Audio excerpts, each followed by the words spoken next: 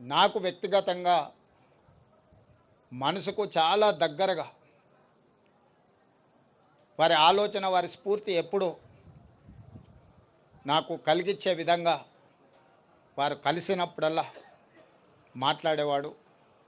వారిని కోల్పోవడం తెలంగాణ సమాజంతో పాటు నాకు నా కుటుంబానికి ఒక బాధాకరమైన అంశము. ఏది ఏమైనా తెలంగాణ రాష్ట్ర ప్రభుత్వం అందశ్రీ గారికి గౌరవించడమే కాదు, అందశ్రీ గారికి పద్మశ్రీ ఇవ్వాలి అని గత సంవత్సరం కేంద్ర ప్రభుత్వానికి లేఖ రాయడం జరిగింది.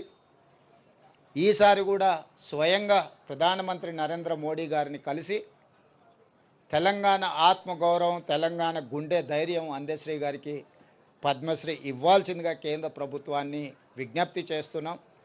మిత్రులు కిషన్ రెడ్డి గారిని, బండి సంజయ్ గారికి కూడా నేను సూచన చేస్తున్నా, మీ వంతు ప్రయత్నం మీరు చేయండి. తెలంగాణ రాష్ట్ర ముఖ్యమంత్రిగా అందశ్రీని గౌరవించుకోవాల్సిన బాధ్యత తెలంగాణ ప్రజల తరఫున మీ మీద నా మీద ఉన్నది. తప్పకుండా వారికి పద్మశ్రీ వచ్చే విధంగా, ఆ గౌరవం దక్కే విధంగా రాష్ట్ర కేంద్ర ప్రభుత్వాలు ప్రయత్నం చేద్దామని తెలియజేస్తూ, వారి అభిమానులకు, ఇక్కడికి విచ్చేసిన మీడియా మిత్రులకు వారి పట్ల మీరు చూపించిన అభిమానానికి నేను కృతజ్ఞతలు తెలియజేస్తూ